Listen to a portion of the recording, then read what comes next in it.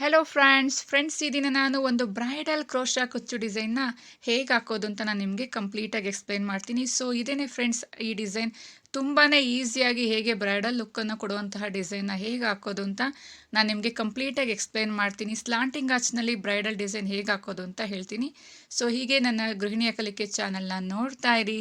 Hello friends, welcome back to ಗೃಹಿಣಿಯ ಕಲಿಕೆ.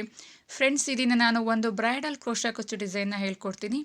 ಮೊದಲು ನಾನು ಅದಕ್ಕೆ ಮೆರೂನ್ ಕಲರ್ 6 ದಾರವನ್ನು ನಾಟು ಬ್ಯಾಕ್ ಸೈಡ್ಗೆ ಬರೋ ಥರ ಒಂದು ಲಾಕನ್ನು ಮಾಡ್ಕೊಳ್ಳೋಣ. ಸೊ ಲಾಕನ್ನು ಮಾಡಿದ ನಂತರ ಒಂದು ಚೈನನ್ನು ಹಾಕ್ಕೊಳ್ಳೋಣ.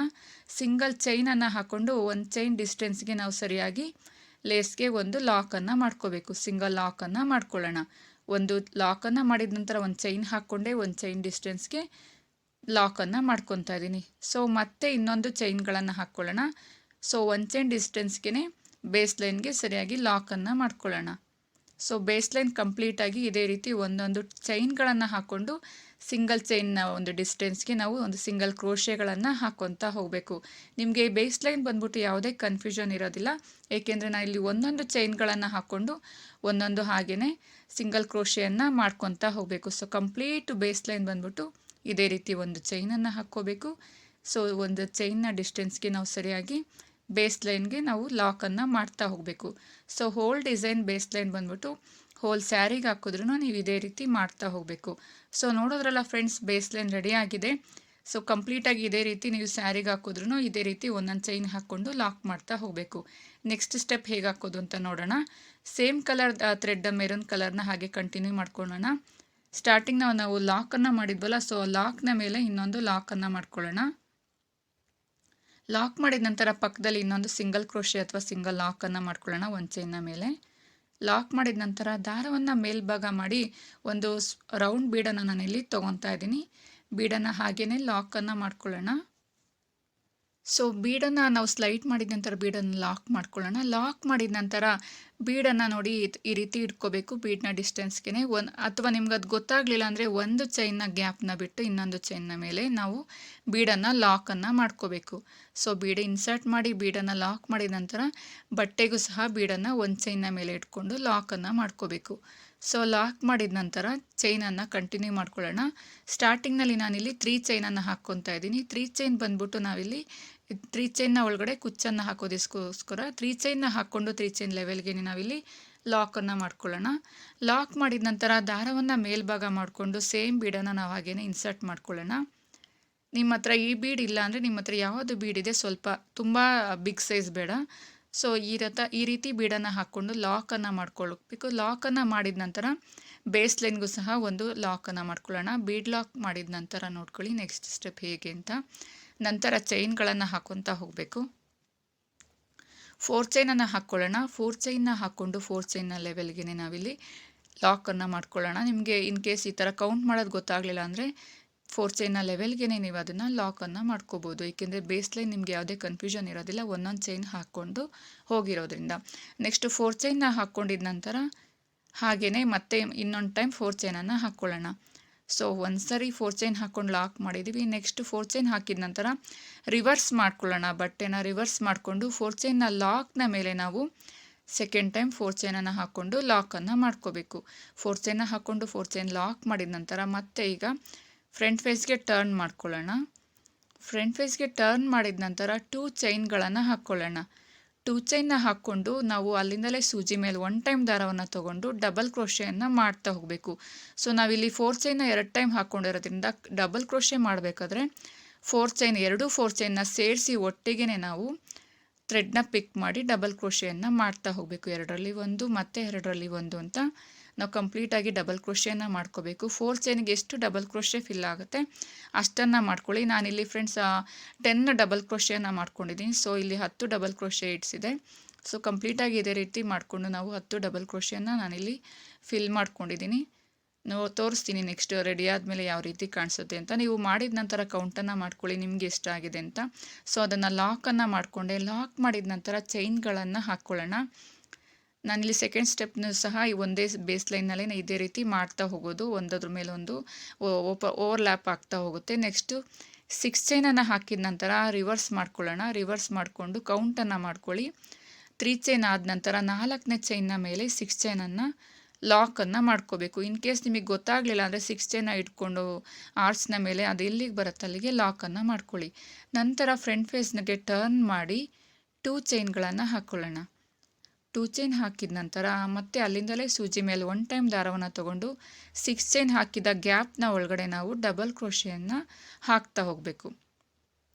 6 ಚೈನ್ನ ಗ್ಯಾಪ್ನ ಒಳಗಡೆ ಎಷ್ಟು ಡಬಲ್ ಕ್ರೋಶೆಯನ್ನು ಫಿಲ್ ಮಾಡೋದಕ್ಕಾಗುತ್ತೆ ಕೌಂಟನ್ನು ಮಾಡ್ಕೊಳ್ಳಿ. ಕಂಪ್ಲೀಟಾಗಿ ಡಬಲ್ ಕ್ರೋಶೆಯನ್ನು ಮಾಡಿದ ನಂತರ ಎಷ್ಟು ಡಬಲ್ ಕ್ರೋಶೆ ಇಡ್ಸಿದೆ ಅಂತ ಕೌಂಟನ್ನು ಮಾಡ್ಕೊಳ್ಳಿ. ಫ್ರೆಂಡ್ಸ್ ನಾನಿಲ್ಲಿ 14 ಡಬಲ್ ಕ್ರೋಶೆಯನ್ನು ಹಾಕಿದ್ದೀನಿ. ಸೊ ನನಗೆ 14 ಡಬಲ್ ಕ್ರೋಶೆ ಫಿಲ್ ಆಗಿದೆ. ಸೊ ಅಷ್ಟನ್ನು ಮಾಡ್ಕೊಂಡಿದ್ದೀನಿ. ಸೊ ಇಲ್ಲಿ 14 ಆಗಿದ್ದರಿಂದ ಹೋಲ್ ಡಿಸೈನ್ 14ನಲ್ಲೇ ಸೆಕೆಂಡ್ ಸ್ಟೆಪ್ನ ಫಿಲ್ ಮಾಡ್ತಾ ಹೋಗಬೇಕು. ಅವಾಗ ಡಿಸೈನ್ ವೇರಿಯೇಷನ್ ಬರೋದಿಲ್ಲ. ನಂತರ ಲಾಕನ್ನು ಮಾಡ್ಕೊಳ್ಳಿ. ಅದು ಲಾಕ್ ಎಲ್ಲಿಗೆ ಬರುತ್ತೆ ಅಲ್ಲಿಗೆ ಇಟ್ಕೊಂಡು ಚೈನ್ನ ಮೇಲೆ ಲಾಕನ್ನು ಮಾಡ್ಕೋಬೇಕು. ಸೊ ಸೆಕೆಂಡ್ ಸ್ಟೆಪ್ಪು ಸಹ ರೆಡಿಯಾಗಿದೆ. ಡಿಸೈನ್ನ ಮೇಲೆ ಇನ್ನೊಂದು ಡಿಸೈನ್ ಓವರ್ಲ್ಯಾಪ್ ಆಗಿದೆ. ನೆಕ್ಸ್ಟ್ ಅದಾದ ನಂತರ ನೆಕ್ಸ್ಟ್ ಥರ್ಡ್ ಸ್ಟೆಪ್ಪು ಅಲ್ಲೇ ಹೇಗೆ ಮಾಡೋದು ಅಂತ ನೋಡ್ಕೊಳ್ಳೋಣ. ನೆಕ್ಸ್ಟು ನಾನಿಲ್ಲಿ 8 ಚೈನ್ಗಳನ್ನು ಹಾಕ್ಕೊತಾ ಇದ್ದೀನಿ. First 4 chain, second step 6 chain, ನಂತರ ಥರ್ಡ್ ಸ್ಟೆಪ್ 8 ಚೈನ್. 8 ಚೈನ್ನ ಹಾಕ್ಕೊಂಡು ನಿಮಗೆ ಕೌಂಟ್ ಮಾಡೋದು ಗೊತ್ತಾಗಲಿಲ್ಲ ಅಂದರೆ 8 ಚೈನ್ನ ಇಟ್ಕೊಂಡು ಅದು ಎಲ್ಲಿಗೆ ಬರುತ್ತೆ ಅದ್ರ ಮೇಲೆ ಇಟ್ಕೊಂಡು ಹಾಗೇ ಲಾಕನ್ನು ಮಾಡ್ಕೋಬೇಕು. 8 ಚೈನ್ನ ಲಾಕನ್ನು ಮಾಡಿದ ನಂತರ ನೋಡಿ ತೋರಿಸ್ತೀನಿ. ಮತ್ತೆ ನಾವು ಫ್ರಂಟ್ ಫೇಸ್ಗೆ ಟರ್ನ್ ಮಾಡ್ಕೋಬೇಕು. ರಿವರ್ಸ್ನಲ್ಲಿ 8 ಚೈನ್ ಲಾಕ್ ಮಾಡಿಕೊಂಡು ನಂತರ ಫ್ರಂಟ್ ಫೇಸ್ಗೆ ಟರ್ನ್ ಮಾಡಿ ಮತ್ತೆ 2 ಚೈನ್ಗಳನ್ನು ಹಾಕ್ಕೊಳ್ಳೋಣ.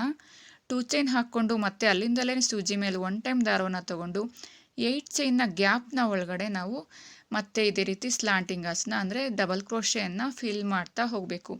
ಥರ್ಡ್ ಸ್ಟೆಪ್ನಲ್ಲಿ ನಾನಿಲ್ಲಿ 18 ಡಬಲ್ ಕ್ರೋಶೆಯನ್ನು ಹಾಕ್ಕೊಂಡಿದ್ದೀನಿ. ಅಂದರೆ 18 ಡಬಲ್ ಕ್ರೋಶೆ ಫಿಲ್ ಆಗಿದೆ. ಫಸ್ಟ್ ಸ್ಟೆಪ್ನಲ್ಲಿ 10, ಸೆಕೆಂಡ್ ಸ್ಟೆಪ್ನಲ್ಲಿ 14, ಥರ್ಡ್ ಸ್ಟೆಪ್ನಲ್ಲಿ 18. ಸೊ ಈ ರೀತಿ 18 ಡಬಲ್ ಕ್ರೋಶೆ ರೆಡಿಯಾಗಿದೆ ನೋಡಿ. ಕಂಪ್ಲೀಟಾಗಿ ರೆಡಿಯಾಗಿದೆ ಒಂದು ಡಿಸೈನ್. ಸೊ ಅದನ್ನು ಅಷ್ಟೇ ಎಲ್ಲಿಗೆ ಬರುತ್ತೆ ಅಲ್ಲಿಗೆ ಇಟ್ಕೊಂಡು ಲಾಕನ್ನು ಮಾಡ್ಕೊಳ್ಳೋಣ. ಸೊ ಲಾಕ್ ಮಾಡಿದ ನಂತರ ತೋರಿಸ್ತೀನಿ ಡಿಸೈನ್ ಕಂಪ್ಲೀಟಾಗಿ ಒಂದು ಡಿಸೈನ್ ರೆಡಿಯಾಗಿದೆ. ಇದೇ ರೀತಿ ಕಂಟಿನ್ಯೂ ಮಾಡ್ಕೊತಾ ಹೋಗಬೇಕು. ಈ ರೀತಿ ಡಿಸೈನ್ ಕಾಣಿಸ್ತಾ ಇದೆ. ತುಂಬಾ ಕ್ಯೂಟಾಗಿ ಕಾಣಿಸ್ತಿದೆ ಅಲ್ಲ ಫ್ರೆಂಡ್ಸ್. ನೆಕ್ಸ್ಟ್ ಹಾಗೆಯೇ ದಾರವನ್ನು ಮೇಲ್ಭಾಗ ಮಾಡಿ ಡಿಸೈನ್ನ ಹೇಗೆ ಕಂಟಿನ್ಯೂ ಮಾಡ್ಕೊಳ್ಳೋದು ನೋಡ್ಕೊಳ್ಳೋಣ. ಸೇಮ್ ಬೀಡನ್ನು ನಾವು ಹಾಗೆಯೇ ಇನ್ಸರ್ಟ್ ಮಾಡ್ಕೊಳ್ಳೋಣ. ಬೀಡನ್ನು ಸ್ಲೈಡ್ ಮಾಡಿಕೊಂಡು ಹಾಗೆಯೇ ಬೀಡ್ ಲಾಕನ್ನು ಮಾಡ್ಕೊಳ್ಳೋಣ. ಬೀಡ್ ಲಾಕ್ ಮಾಡಿದ ನಂತರ ಬಟ್ಟೆಗೆ ಅದೇ ರೀತಿ ಈ ರೀತಿ ಇಟ್ಕೊಂಡು ಅದು ಎಲ್ಲಿಗೆ ಬರುತ್ತೆ ಅಲ್ಲಿಗೆ ಲಾಕನ್ನು ಮಾಡ್ಕೊಳ್ಳೋಣ. ಕೌಂಟನ್ನು ನಿಮಗೆ ಮಾಡೋದು ಬೇಡ. ಸೊ ನಂತರ 3 ಚೈನ್ಗಳನ್ನು ಹಾಕ್ಕೊಳ್ಳೋಣ.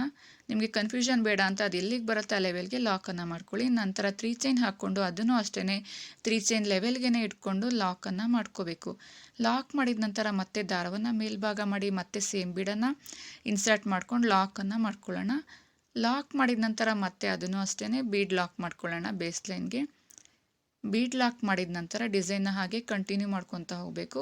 ಸೇಮ್ ಡಿಸೈನ್ ಮತ್ತೆ ಹೇಳ್ಕೊಡ್ತಾ ಇದ್ದೀನಿ, ನಿಮಗೆ ಯಾವುದೇ ಕನ್ಫ್ಯೂಷನ್ ಇರಬಾರ್ದು ಅಂತ. ಮತ್ತೆ ನಾವು 4 ಚೈನ್ಗಳನ್ನು ಹಾಕ್ಕೊಂಡು 4 ಚೈನ್ ಡಿಸ್ಟೆನ್ಸ್ಗೆ ಲೆವೆಲ್ಗೆ ನಾವು ಅದನ್ನು ಲಾಕನ್ನು ಮಾಡ್ಕೋಬೇಕು. 4 ಚೈನ್ ಹಾಕ್ಕೊಂಡ್ವಿ, 4 ಚೈನನ್ನು ಲಾಕನ್ನು ಮಾಡ್ಕೊಳ್ಳೋಣ. 4 ಚೈನ್ ಲಾಕ್ ಮಾಡಿದ ನಂತರ ಮತ್ತೆ 4 ಚೈನ್ಗಳನ್ನು ಹಾಕ್ಕೊಳ್ಳೋಣ. 4 ಚೈನ್ ಹಾಕ್ಕೊಂಡು ಬಟ್ಟೆನ ರಿವರ್ಸ್ ಮಾಡ್ಕೊಳ್ಳೋಣ. ರಿವರ್ಸ್ ಮಾಡಿಕೊಂಡು 4 ಚೈನ್ನ ಲಾಕ್ನ ಮೇಲೆ 1 ಟೈಮ್ 4 ಚೈನನ್ನು ಹಾಕ್ಕೋಬೇಕು. 4 ಚೈನ್ ಹಾಕ್ಕೊಂಡಿದ್ದೀನಿ, ಮತ್ತೆ ಇನ್ನೊಂದು ಸರಿ 4 ಚೈನ್ನ ಹಾಕ್ಕೋಬೇಕು. ಹಾಕ್ಕೊಂಡಿದ ನಂತರ ಮತ್ತೆ ಫ್ರಂಟ್ ಫೇಸ್ಗೆ ಟರ್ನ್ ಮಾಡ್ಕೊಳ್ಳೋಣ. ಫ್ರಂಟ್ ಫೇಸ್ಗೆ ಟರ್ನ್ ಮಾಡಿಕೊಂಡು 2 ಚೈನ್ಗಳನ್ನು ಹಾಕ್ಕೊಳ್ಳೋಣ. 2 ಚೈನ್ ಹಾಕ್ಕೊಂಡು ಅಲ್ಲಿಂದಲೇ ಸೂಜಿ ಮೇಲೆ 1 ಟೈಮ್ ದಾರವನ್ನು ತೊಗೊಳ್ಳೋಣ. ಅಂದರೆ ಡಬಲ್ ಕ್ರೋಶೆಯನ್ನು 2 4 ಚೈನ್ನ ಒಟ್ಟಿಗೆ ಸೇರಿಸ್ಕೊಂಡು ನಾವಿಲ್ಲಿ ಡಬಲ್ ಕ್ರೋಶೆಯನ್ನು ಫಿಲ್ ಮಾಡ್ತಾ ಹೋಗಬೇಕು. ಒಟ್ಟು ನಾನಿಲ್ಲಿ ಫಸ್ಟ್ ಸ್ಟೆಪ್ ಬಂದ್ಬಿಟ್ಟು 10 ಡಬಲ್ ಕ್ರೋಶೆಯನ್ನು ಮಾಡ್ಕೊಂಡಿದ್ದೀನಿ. ಅಂದರೆ 10 ಡಬಲ್ ಕ್ರೋಶೆಯನ್ನು ಮಾಡಿಕೊಂಡು ಲಾಕನ್ನು ಮಾಡ್ಕೊಳ್ಳೋಣ. ಲಾಕ್ ಮಾಡಿದ ನಂತರ ಮತ್ತೆ 6 ಚೈನ್ಗಳನ್ನು ಹಾಕ್ಕೊಳ್ಳೋಣ. 6 ಚೈನ್ನ ಹಾಕ್ಕೋಬೇಕು ಸೆಕೆಂಡ್ ಸ್ಟೆಪ್ನಲ್ಲಿ. ಸೊ 6 ಚೈನ್ನ ಹಾಕ್ಕೊಂಡು ಬಟ್ಟೆಯನ್ನು ರಿವರ್ಸ್ ಮಾಡ್ಕೊಳ್ಳೋಣ. 6 ಚೈನ್ನ ಈ ರೀತಿ ಇಟ್ಕೊಳ್ಳಿ. ಇಲ್ಲ ಡೌಟ್ ಬಂದರೆ ನಿಮಗೆ 4 ಚೈನ್ನ ಕೌಂಟ್ ಮಾಡಿಕೊಂಡು 4ನೇ ಚೈನ್ಗೆ ಲಾಕ್ ಮಾಡ್ಕೊಳ್ಳಿ. ಇಲ್ಲ ಅದು ಗೊತ್ತಾಗಲಿಲ್ಲ ಅಂದರೆ 6 ಚೈನ್ ಎಲ್ಲಿಗೆ ಬರುತ್ತೆ ಅಲ್ಲಿಗೆ ಇಟ್ಕೊಂಡು ಆರ್ಚ್ನ ಮೇಲೆ ಲಾಕನ್ನು ಮಾಡ್ಕೊಳ್ಳೋಣ. ಲಾಕ್ ಮಾಡಿದ ನಂತರ ಫ್ರಂಟ್ ಫೇಸ್ಗೆ ಟರ್ನ್ ಮಾಡ್ಕೊಳ್ಳೋಣ. ಮತ್ತೆ 2 ಚೈನ್ ಹಾಕ್ಕೊಂಡು ಮತ್ತೆ 6 ಚೈನ್ನ ಒಳಗಡೆ ಡಬಲ್ ಕ್ರೋಶೆಯನ್ನು ಫಿಲ್ ಮಾಡ್ತಾ ಹೋಗಬೇಕು. ಅಂದರೆ ಸೆಕೆಂಡ್ ಸ್ಟೆಪ್ನಲ್ಲಿ ನಾನಿಲ್ಲಿ 14 ಡಬಲ್ ಕ್ರೋಶೆಯನ್ನು ಹಾಕ್ಕೊಂಡಿದ್ದೀನಿ. ಸೊ 14 ಡಬಲ್ ಕ್ರೋಶೆ ಫಿಲ್ ಮಾಡಿದ ನಂತರ ಅದನ್ನು ಅಷ್ಟೇ ಬೇಸ್ ಲೈನ್ಗೆ ನಾವು ಚೈನ್ ಹಾಕ್ಕೊಂಡಿದ್ವಲ್ಲ ಆ ಚೈನ್ನ ಮೇಲೆ ಲಾಕನ್ನು ಮಾಡ್ಕೊಳ್ಳೋಣ. ಅದು ಲಾಕ್ ಎಲ್ಲಿಗೆ ಬರುತ್ತೆ ಅಲ್ಲಿಗೆ ಲಾಕ್ ಮಾಡಿದ ನಂತರ ನೋಡಿ ತೋರಿಸ್ತಾ ಇದ್ದೀನಿ. ಮತ್ತೆ ಥರ್ಡ್ ಸ್ಟೆಪ್ ಡಿಸೈನ್ನ ಕಂಟಿನ್ಯೂ ಮಾಡ್ಕೊಳ್ಳೋಣ. ಅಂದರೆ ಮತ್ತೆ ನಾನಿಲ್ಲಿ 8 ಚೈನನ್ನು ಹಾಕ್ಕೊತಾ ಇದ್ದೀನಿ. 8 ಚೈನನ್ನು ಹಾಕ್ಕೊಂಡಿದ ನಂತರ ಬಟ್ಟೆಯನ್ನು ರಿವರ್ಸ್ ಮಾಡ್ಕೋಬೇಕು. ಸೊ 8 ಚೈನನ್ನು ಹಾಕ್ಕೊಂಡಿದ್ದೀನಿ. 8 ಚೈನ್ ಹಾಕ್ಕೊಂಡು ರಿವರ್ಸ್ ಮಾಡಿದ ನಂತರ ನಿಮಗೆ ಗೊತ್ತಾಗಲಿಲ್ಲ ಅಂದರೆ 8 ಚೈನ್ ಎಲ್ಲಿಗೆ ಬರುತ್ತೆ ಅಲ್ಲಿಗೆ ಲಾಕನ್ನು ಮಾಡ್ಕೊಳ್ಳಿ ಸ್ಲ್ಯಾಂಟಿಂಗ್ ಆರ್ಚ್ನ ಮೇಲೆ. ಇಲ್ಲ ಅಂದರೆ 4 ಚೈನ್ ಮೇಲೆ ಲಾಕನ್ನು ಮಾಡ್ಕೊಳ್ಳಿ. ನಂತರ ಫ್ರಂಟ್ ಫೇಸ್ಗೆ ಟರ್ನ್ ಮಾಡಿಕೊಂಡು 2 ಚೈನ್ಗಳನ್ನು ಹಾಕ್ಕೊಂಡು ಅಲ್ಲಿಂದಲೇ ಸೂಜಿ ಮೇಲೆ 1 ಟೈಮ್ ದಾರವನ್ನು ತೊಗೊಂಡು 8 ಚೈನ್ನ ಒಳಗಡೆ ನಾವು ಡಬಲ್ ಕ್ರೋಶೆಯನ್ನು ಮಾಡ್ತಾ ಹೋಗಬೇಕು. ಒಟ್ಟು ನಾನಿಲ್ಲಿ ಥರ್ಡ್ ಸ್ಟೆಪ್ನಲ್ಲಿ 18 ಡಬಲ್ ಕ್ರೋಶೆ ಅಂದರೆ 18 ಡಬಲ್ ಕ್ರೋಶೆಯನ್ನು ಹಾಕ್ಕೊಂಡಿದ್ದೀನಿ. ಸೊ ನಿಮಗೆ ಎಷ್ಟು ಕೌಂಟ್ ಬಂದಿದೆ ನೋಡಿಕೊಂಡು ಕೌಂಟ್ ಮಾಡಿಕೊಂಡು ಈವನ್ ಆಗಿ ಹಾಕ್ಕೊಳ್ಳಿ. ಅಂದರೆ 10, 14, 18 ಬಂದಿದೆ ನನಗೆ 3 ಸ್ಟೆಪ್ಪು. ಸೊ ನಾನು ಅಷ್ಟು ಹಾಕ್ಕೊಂಡಿದ್ದೀನಿ. ಸೊ ಈ ರೀತಿ ಮಾಡಿದ ನಂತರ ಡಿಸೈನ್ ಲಾಕ್ ಮಾಡಿದ ನಂತರ ಮತ್ತೆ ದಾರವನ್ನು ಮೇಲ್ಭಾಗ ಮಾಡಿ ಸೇಮ್ ಬೀಡನ್ನು ತೊಗೊಂಡು ಇನ್ಸರ್ಟ್ ಮಾಡ್ಕೊಂಡು ಪಿಕ್ ಮಾಡಿ ನಾವು ಬೀಡನ್ನು ಲಾಕನ್ನು ಮಾಡ್ತಾಯಿದ್ದೀನಿ. ಲಾಕ್ ಮಾಡಿದ ನಂತರ 3 ಚೈನ್ಗಳನ್ನು ಹಾಕ್ಕೊಳ್ಳೋಣ. 3 ಚೈನ್ ಬಂದ್ಬಿಟ್ಟು ನಾನಲ್ಲಿ ಕುಚ್ಚನ್ನು ಹಾಕೋದಕ್ಕೋಸ್ಕರ 3 ಚೈನ್ ಅಷ್ಟೇ 3 ಚೈನ್ನ ಲೆವೆಲ್ಗೆ ನಾವಿಲ್ಲಿ ಲಾಕನ್ನು ಮಾಡ್ಕೊಳ್ಳೋಣ. ಮತ್ತೆ ದಾರವನ್ನು ಮೇಲ್ಭಾಗ ಮಾಡಿ ಬೀಡ್ ಇನ್ಸರ್ಟ್ ಮಾಡಿ ಬೀಡನ್ನು ಲಾಕ್ ಮಾಡ್ಕೊಳ್ಳೋಣ. ಬೀಡ್ ಲಾಕ್ ಮಾಡಿ ಬಟ್ಟೆಗೂ ಸಹ ಬೀಡನ್ನು ಲಾಕನ್ನು ಮಾಡ್ಕೊಳ್ಳೋಣ. ಸೊ ಬೀಡ್ ಲಾಕ್ ಮಾಡಿದ ನಂತರ ನೋಡಿ ತೋರಿಸ್ತೀನಿ. ಬೀಡನ್ನು ಅಷ್ಟೇ ನೀವು ಏನೇ ಲಾಕ್ ಮಾಡಬೇಕು ಅಂದ್ರೂ 6 ದಾರ ಕಂಪ್ಲೀಟಾಗಿ ಥ್ರೆಡ್ಗೆ ಕಂಪ್ಲೀಟಾಗಿ ಲಾಕ್ ಆಗಿರಬೇಕು. ಯಾವುದೇ ದಾರವನ್ನು ಮಿಸ್ ಮಾಡಬೇಡಿ. ನಂತರ ಇನ್ನೊಂದು ಸಿಂಗಲ್ ಕ್ರೋಶೆಯನ್ನು ಹಾಕಿ ದಾರವನ್ನು ಮೇಲ್ಭಾಗ ಮಾಡಿ ಡಿಸೈನ್ ಎಂಡ್ ಮಾಡ್ತಾಯಿದ್ದೀನಿ ಥ್ರೆಡ್ ಕಟ್ ಮಾಡಿಬಿಟ್ಟು. ಸೊ ಈ ರೀತಿ ಸ್ಲ್ಯಾಂಟಿಂಗ್ ಆರ್ಚ್ ಡಿಸೈನ್ ರೆಡಿಯಾಗಿದೆ ಫ್ರೆಂಡ್ಸ್. ತುಂಬಾ ಕ್ಯೂಟ್ ಆಗಿರುವಂತಹ ತುಂಬ ಬ್ರೈಡಲ್ ಲುಕ್ಕನ್ನು ಕೊಡುವಂತಹ ಸ್ಲ್ಯಾಂಟಿಂಗ್ ಆರ್ಚ್ ಡಿಸೈನ್ ಬ್ರೈಡಲ್ ಕ್ರೋಶಾಕುಚ್ಚು ರೆಡಿಯಾಗಿದೆ ಡಿಸೈನ್. ಸೊ ನಂತರ ನಾನಿಲ್ಲಿ ಕುಚ್ಚು ಹಾಕಿದ ನಂತರ ಯಾವ ರೀತಿ ಕಾಣಿಸುತ್ತೆ ಅಂತ ತೋರಿಸ್ತಿದ್ದೀನಿ. ಸ್ವಲ್ಪ ಬೇರೆ ರೀತಿಯೇ ಹಾಕಿದ್ದೀನಿ. ನಾರ್ಮಲ್ ಕುಚ್ಚು ಅಂದರೆ ನಾವು 120 ಎಳೆ ತೊಗೊತಿದ್ವಿ. ಇದನ್ನು ನಾನು 200 ಎಳೆ ತೊಗೊಂಡಿದ್ದೀನಿ. ಅಂದರೆ ಫೋಲ್ಡಿಂಗ್ನಲ್ಲಿ 400 ಆಗಿದೆ. ಅಂದರೆ ನಾವು 200 ಎಳೆ ತೊಗೊಳೋದು ಏಕೆ ಅಂದರೆ ನಾನಿಲ್ಲಿ ಒಳಗಡೆ ನಾನಿಲ್ಲಿ ಹಾಕಿರೋ ಬೀಡನ್ನೇ ಸೇಮ್ ಬೀಡನ್ನೇ ಒಳಗಡೆ ಇನ್ಸರ್ಟ್ ಮಾಡಿ ಅದನ್ನು ಸಹ ನಾನಿಲ್ಲಿ ಗೋಲ್ಡನ್ ಕಲರ್ ಥ್ರೆಡ್ನಲ್ಲಿ ಲಾಕ್ ಮಾಡಿ ಈ ರೀತಿ ಶೇಪನ್ನು ಕೊಟ್ಟಿದ್ದೀನಿ. ಸೊ ಈ ರೀತಿ ಕುಚ್ಚು ನಿಮಗೆ ಇಷ್ಟ ಆಗಿದರೆ ಗೃಹಿಣಿಯ ಕಲಿಕೆ ಚಾನಲ್ನ ನೀವು ನೋಡ್ತಾ ಇದ್ದರೆ ದಯವಿಟ್ಟು ಈ ಡಿಸೈನ್ ಇಷ್ಟ ಆಗಿದರೆ ಒಂದು ಲೈಕನ್ನು ಕೊಡಿ ಫ್ರೆಂಡ್ಸ್.